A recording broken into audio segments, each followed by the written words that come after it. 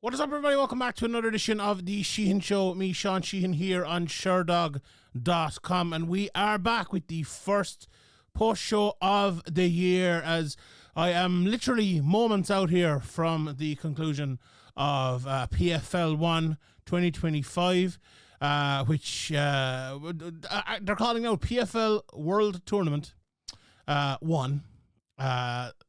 Dash first round, which is an interesting name.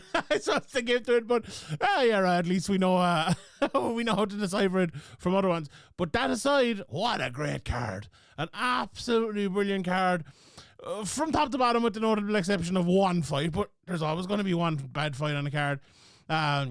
Great card, like really, really good. One of those ones, you know, you could be forgiven for me. And anyway, it's a 3 a.m. Thursday night main card. I could be forgiven for like, oh no, but I'll tell you what, sitting here now at 5 a.m. recording this, and I'm telling you, I'm pretty jazzed after. I'll have trouble going to sleep after that one, because it was a really good card. Lots of good finishes, like destructive performances, like vicious, scary finishes in a few of them, and just what you want if you're the PFL to start off the season, because, like, you know, they've talked about it and they played the probe about 54 times in the night. It's like, this is one shot, you have your opportunity to go in, you know, to go full B-rabbit on it. One shot, one opportunity to seize everything you ever wanted in one moment, and you can either capture it or you can let it slip. And there's a lot of lads that went out and they captured it tonight. A couple of them, one notable one especially, left it slip, but we will talk about that as well. Very, very, very interesting night. Very, very, very interested. Let me clear up one thing before we get into it, right? Because it almost happened tonight, but it didn't happen. But in the event of a draw, so I spoke to someone from PFL, and they told me what happened if it's a draw, right? So obviously this is a straight knockout tournament, and you're like, oh, what happens if it's a draw? So if it's a draw, the judges will be asked to score the fight as a whole, right? Prior rules, like, okay, you know, all three judges score the fight as a whole for Sean Sheehan over Anderson Silva, you know, right? And if but that has to be approved by the commission. Now I'm still waiting to hear if that's approved by the Florida Commission, where I think most of the cards are obviously on this year, and all the ones coming up are on at the moment. I'm waiting to hear back from that, and I'll report it over on my Twitter or wherever before that. But if the commission doesn't approve it, the winner of round 3 will win the fight, if that's even. The winner of round 2 will win the fight, if that's even. The winner of round 1 will win the fight. And if that's all even, it'll be a time toss. A time toss? A coin toss. A coin toss. So there you go. That's how draws are done. And if it's a no contest, in round 1, coin toss. In round 2, the winner of round 1 wins the fight. If it happens in round 3, if it's no contest in round 3, it'll be the combined winners of round 1 and 2. And if it's a draw, we go back to the other rules, and the draw rules come into play. So that's what happens if it's a draw or a no contest. So there you go. Right, let's get into the card. And let's start from the top, because the Jason Jackson versus Andrei Koreshkov fight was, I'll be honest, I thought it was a fight that was going to go one of two ways. I thought Jackson would either be on it, impose his wrestling and his all-around, I suppose, volume high game, whether it's volume of wrestling or volume of striking, or I thought he might be a little bit off coming off of the loss, and Koreshkov might outstrike him. I thought it might go one of those two ways. I was favouring Jackson, but it was a much different fight than I was expecting, and maybe more even and more back and forth at times. But it was, you know, at times there was a lot of clinching and stuff like that in it as well, but it was very interesting, and I suppose the ending was very, very interesting as well. So let's go through it. It started off with a hard leg kick by Jason Jackson, and Koreshkov landed a right hand, but the volume early from Jason Jackson was a real story of this one. You know, he pushed him to the cage with shots, and then he clinched, and then there was an elbow from Jason Jackson to the thigh as Koreshkov leaned in, and then the shoulder against the chin, just holding him against that cage, really pushing him. And we'll talk later about, you know, some of the other fights where there's the clinch is you know, really, really bad. This one, it got to that stage, but early, I think the pressure that Jackson was putting on him was kind of entertaining. But then there was like, you know, he went for a level change. Koreshkov got the underhooks, then he reversed, not for long, got back. then Koreshkov threw this like hooked knee, and it got him out. It got him out almost, right? But he just ended up reversing the position and went on.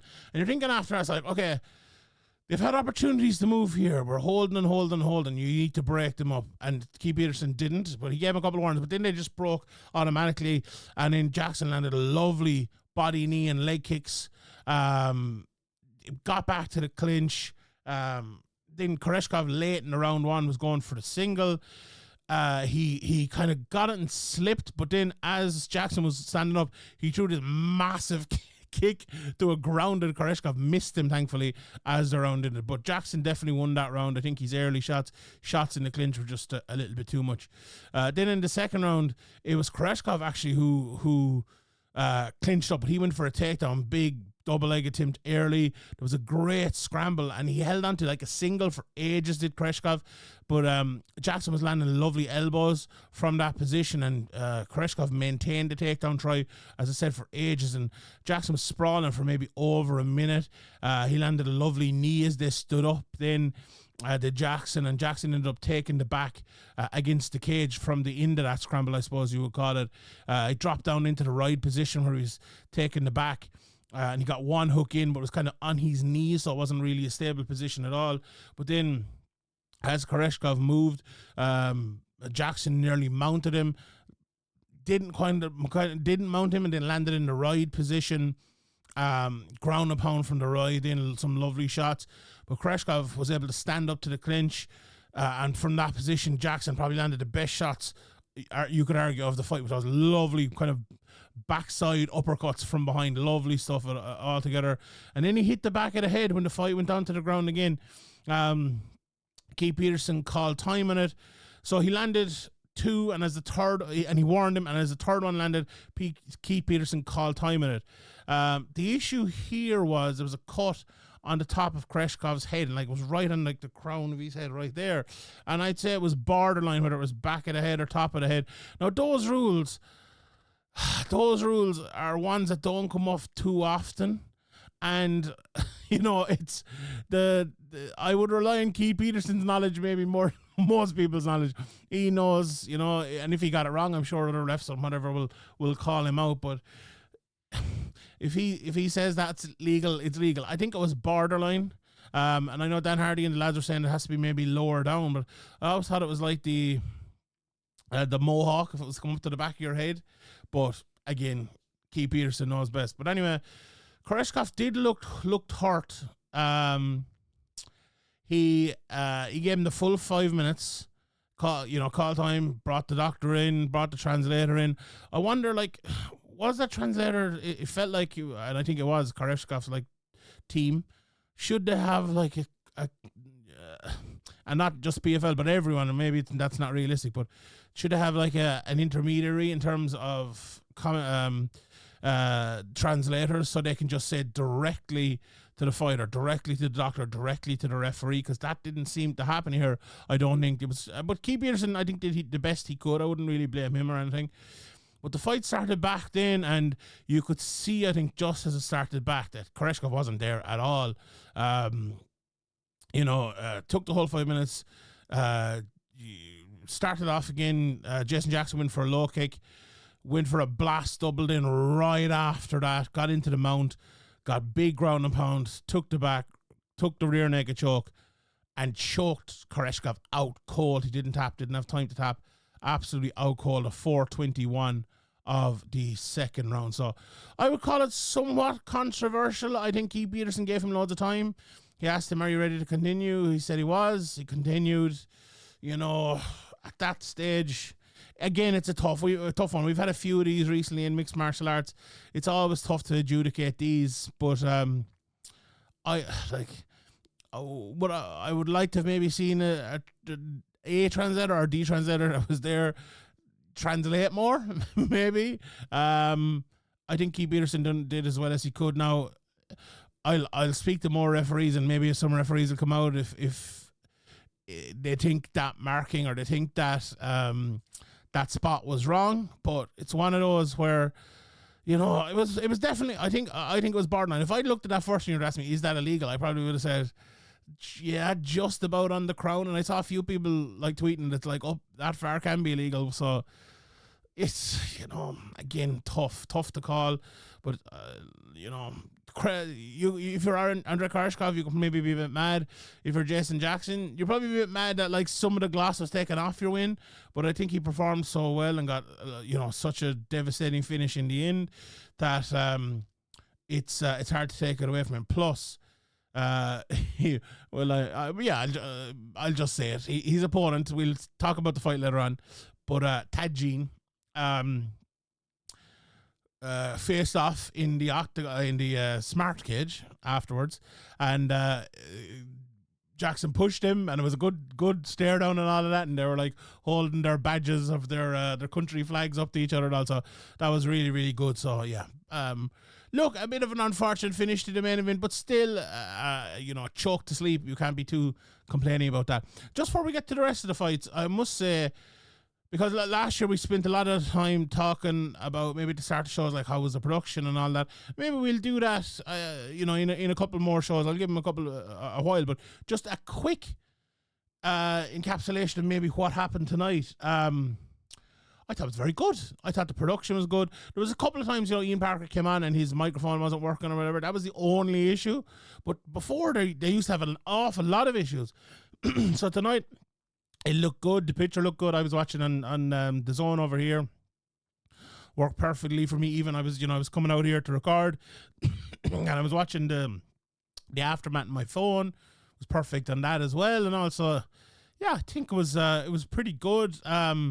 They have a new like ticker or whatever you call it, bottom third thing. That tells the time and the fighters. I think that looked very good. I think it was simplified. I know in America they have like a ticker with loads of stats and stuff, and we had it here actually as well with this punches and total punches and all. That was gone, which is great. I'm not a big fan of that myself at all. So I think they've cleaned it up beautifully. I think they did very well. The only big issue, I suppose, is Dan Hardy was dying sick, and you feel so sorry for him. But I think he did a good job. Like, I mean this as a compliment completely, but he didn't say too much, and you couldn't in that stage, but he wanted to be there. He wanted to be calling the fights, and he was doing interviews afterwards and stuff. So I think he did a good job, and he struggled through, and I think Sean O'Connell did a good job. Randy Couture did a good job. I like Randy, to be honest, and I think like they had Kenny as well last year, or a couple of years ago. I like Kenny an awful lot. I think Tyron Woodley before has done a tremendous job for him as well. So I think PFL have some good commentators in a world, where good commentators are, to be honest, at a premium. So I have no problem with that at all. So they're doing good stuff there. Right, let's get to the co-main event. This was a bizarre enough fight, lads. So I was watching this, and so it's Adam Barracks against Jesus Pineda. It was as funny as Jesus and Adam, very, very biblical altogether. But Barracks came out, and I thought he dominated early. He was leading the dance. He threw a head kick. It was just off. Pineda was fighting out of the southpaw, and he was switching, but it wasn't causing too much trouble. In fact, I think it was helping Barracks as he was countering every time Pineda entered and landed a lovely leg kick and then a counter left hook and a beautiful body kick. And I'm thinking at that point, I know maybe we're 90 seconds, 2 minutes in, I'm thinking, oh, Barracks is just going to walk through him here. He's landing everything. He's letting him walk onto his shots. He's pushing forward, landing his shots, landing his leg kicks, landing his body kicks. I'm thinking, whoa, this is easy night here for Adam Barracks. But that very quickly turned around. And you rarely see a fight like this happen in a round. We saw a fight earlier happen between rounds and it changed. We'll talk about that in a second. But there was a one stage where Pineda literally started moving his feet from side to side, like an alley shuffle from side to side or something. And I don't know, was it just to kick himself into business, or what was it? Or maybe it was just like, here, I need to start moving side to side and it'll help me. Whichever it was, he landed 3 left hands, boom, boom, boom, straight away within literally about the space of 5-6 seconds. And now he started really moving and just picking off Barracks with lovely shots. And it was a massive turnaround. And then there was a massive 1-2 that hurt Barracks, and he was stumbling backwards. And then there was a left hand, I believe, inside that dropped him. Fight went to the ground. Barracks quivered up, took a few shots, and the fight was over. Barracks then was giving out about the stoppage. No, it was a good stoppage, and if you watch it back, Barracks was actually waiting there, not moving, not advancing his position, not trying to get to his back.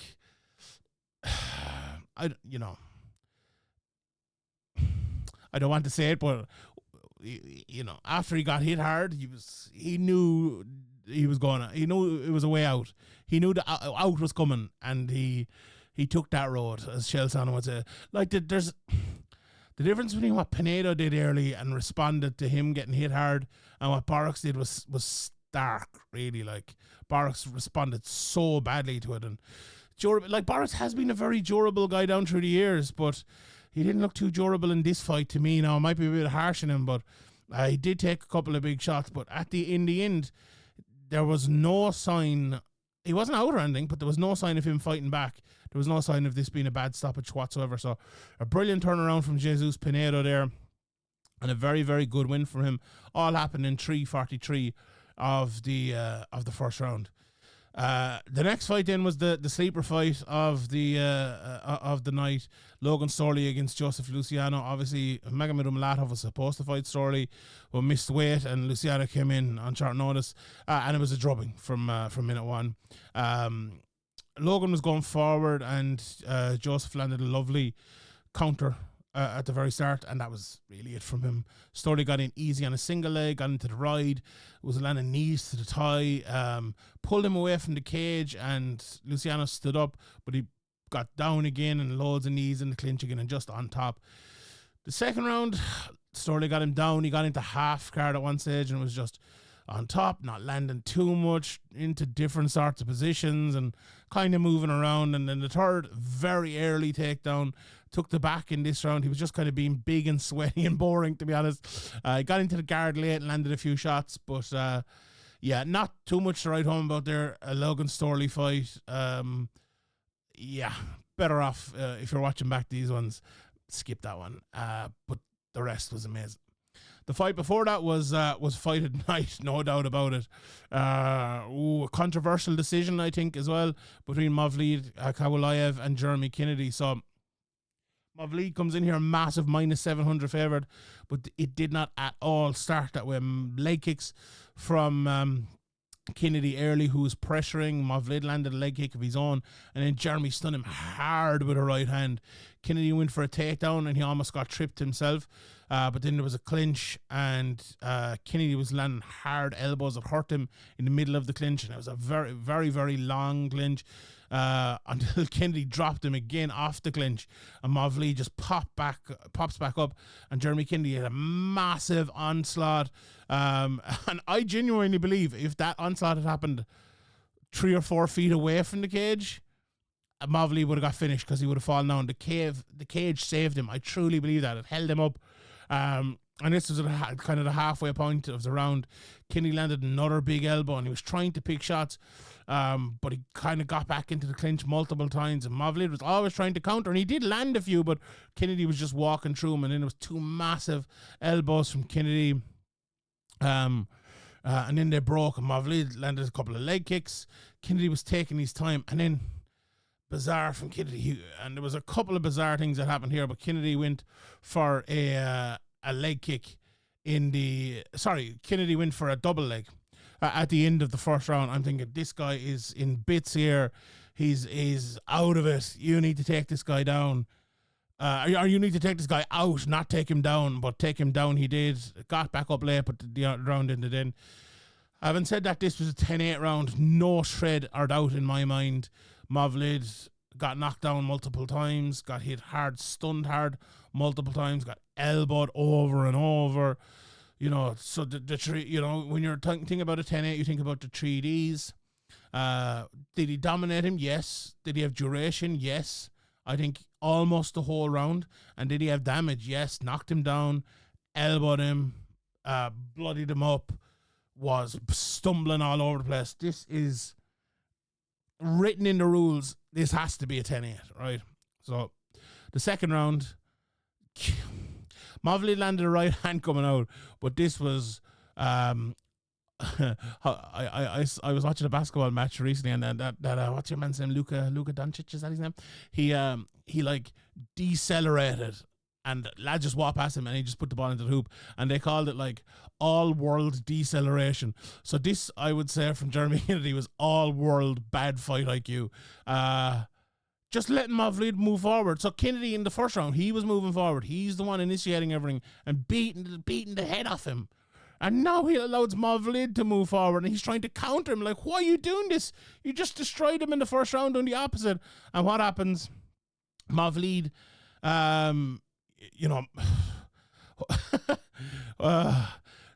Kennedy was doing nothing, and Mavlid landed a left hook, and then another left hook, and then a right hand, and then a huge flying knee, and Kennedy was hurt badly. Got up though, he landed a huge elbow, did Mavlid. Mavlid went for a takedown, and he was winning, but the last couple of minutes of the round, he was on top, not landing too much. So I don't think it was a 10-8, but I do think it was a 10-9, but what Kennedy was doing at the start of that second round, I will never know. Completely changed a winning game plan and allowed Mavlid to come back into it, and he certainly did. Then the third, so the first 2 rounds, and we see this happen an awful lot in MMA. Lads are so tired going into the third round that it's close and not much happened. So they kind of both came in early and got caught in the clinch. Neither of them really initiated it, but Kennedy was winning the clinch. Then Mavlid landed some knees in the clinch to the head, and then kind of knees to the butt around the back. Quick takedown from Mavlid then, but Kennedy turned it around. But Kennedy himself couldn't get a takedown. Mavlid turned him around. Kennedy landed some Travis Brown elbows that were fairly good. He did him a couple of times, and then around 2 minutes there was a bit of a break. Jeremy Kennedy landed a nice uppercut. Mavlid landed a left hook, which I thought was, both of them got hurt off of him, but I thought Mavlid's was a little bit better, and his knees earlier in the round were pretty good as well. And then they kind of got back to the clinch, and Kennedy was winning the clinch. Landed some nice knees again, but not massive, and a few more Travis Brown elbows. I think it was very, very close. I had Mavlid winning the third, but it could have gone to Kennedy. But in the end, the fight went to Mavlid 29-28. All 3 judges had the fight 29-28. One of them for Kennedy and 2 of them for Mavlid. And I'll tell you what, I don't know how none of these judges gave a 10-8 in the first round. That was a definite, for sure, 100% 10-8. Now, if you wanted to give a 10-8 maybe in the second, I don't agree, but maybe there, and you give Mavlid the third, then you could give Mavlid the win, right? But if you want to give Mavlid the second and third, I think they should both be 10-9s. The first should be 10-8, so it should be a draw. Or if you want to give Kennedy third round, then he would obviously win the fight 29-27. I think you'd have it there. And I think a lot of people had that. But in the end, no, it was 29-28, a split decision for Mavlid Khabilayev. You can't call it a draw because I think, you can't call it the robbery because I think the right result was a draw. But I think Kennedy was probably robbed of having a loss on his record because this should not be a Khabilayev win. Absolutely not. It was a definite 10-8 in the first round. And as I said, I explained if it had been a draw in the first, what would have happened. I actually have the cards in front of me here now, I'll tell you. So the judges had it like this. For Khabilayev, they had the let me just look at it here.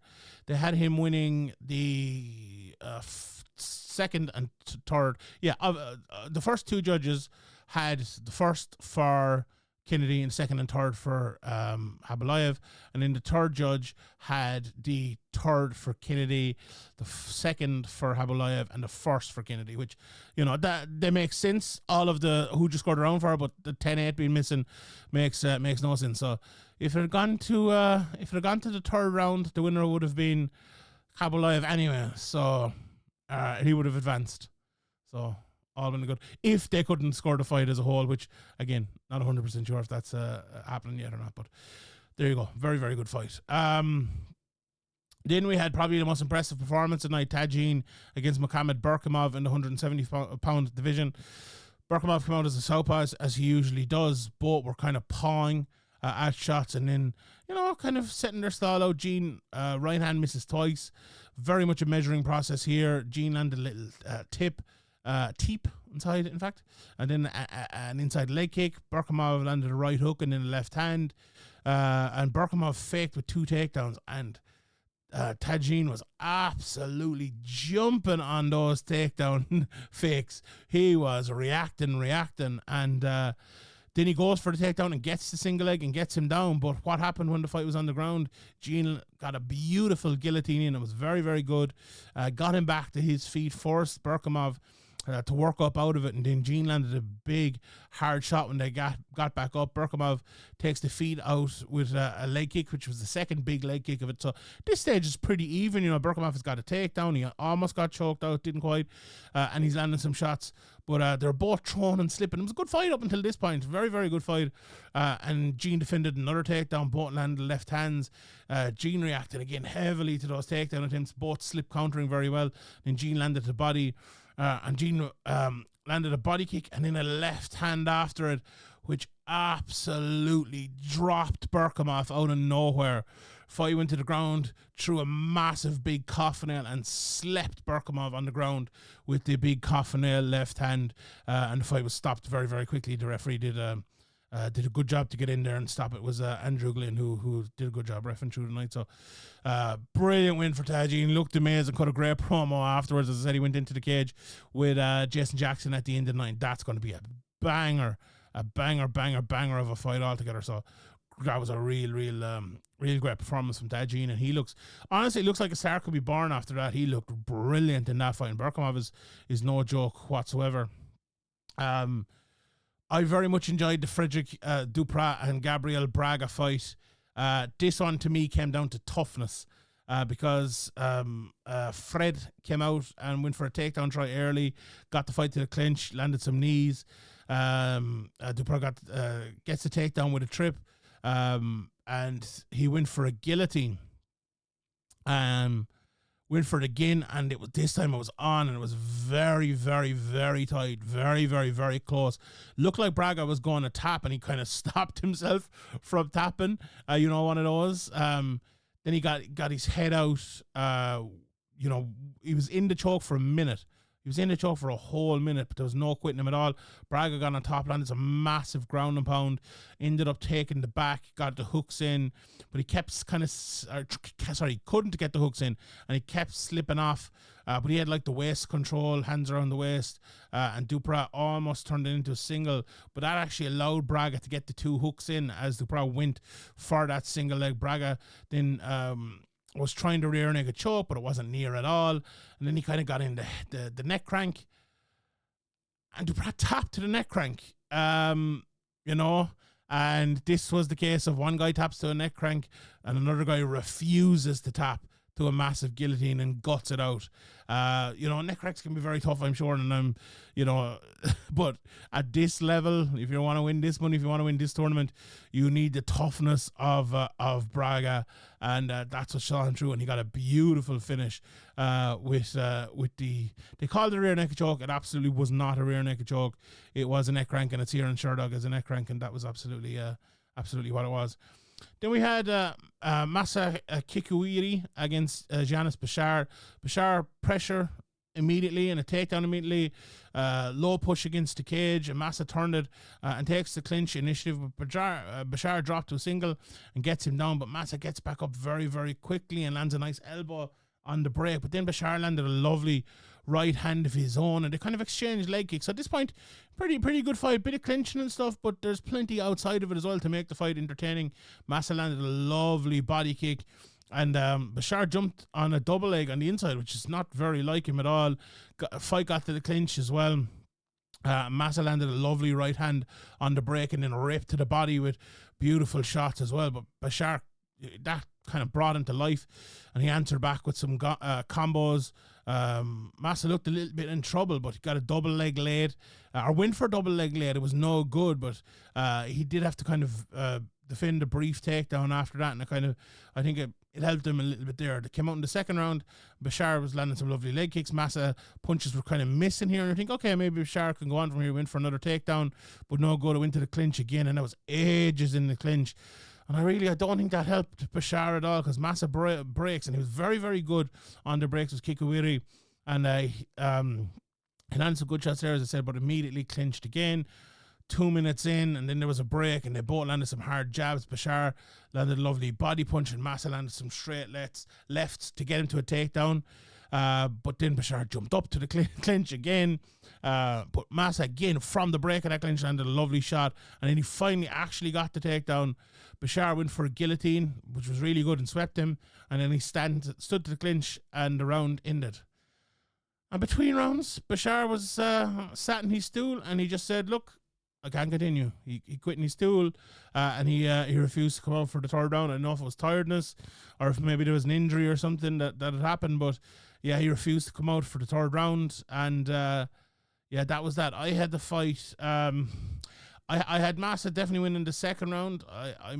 Probably had him ahead 2018, although I think Bashar did some good stuff. Could have very well been even there, but either way, Bashar refused to come out for the third, and Masayuki Kikuiri goes through and advances to the next round. Then the opener of the night was Nathan Kelly against Taekyung Kim. Good fight as well for as long as it lasted. Kim came out quickly and threw a head kick, but Kelly, I'm not sure if it landed or not. I actually haven't seen it back, but Kelly kind of stumbled anyway. He was getting away from it, but didn't really show any ill effects.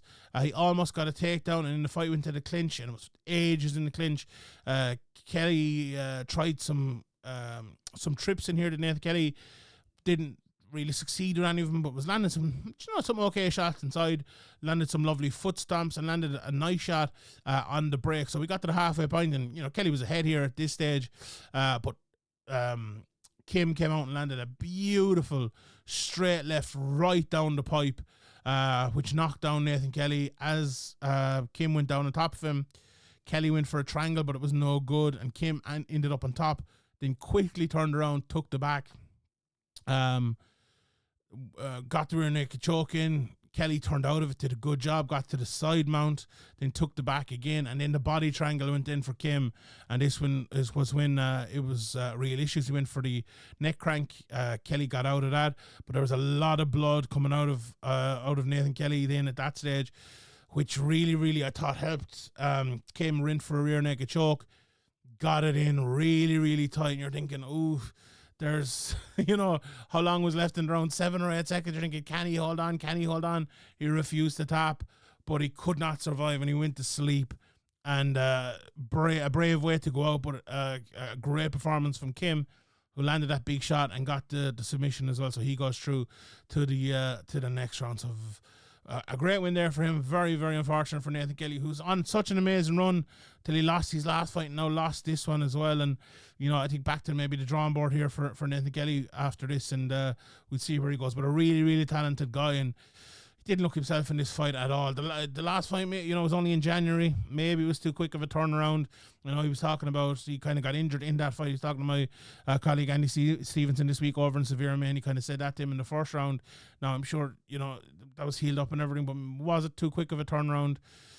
Maybe. But taking on away from Kim, he deserved it and put on him a great win there altogether. So, yeah, that's it. That's a turnaround for for this week, and some great stuff altogether. So, Jason Jackson wins and he fights against Tajin, which means the other welterweight fight will be Logan Storley versus Kikuiri. There's going to be a trilogy between Braga and who's the trilogy between Braga and who is it? It's Pinedo, Brad and Pinedo, and then we have Mavlid will be taking on Kim. So those are the matchups coming up next time. We will talk about that when we get to that card. But for today, that is it. We'll be back with a preview show for next week. And I will leave it there. Thank you very much to everyone for tuning in. My name is Sheehan for Sherdog.com, and I'll see you all next time.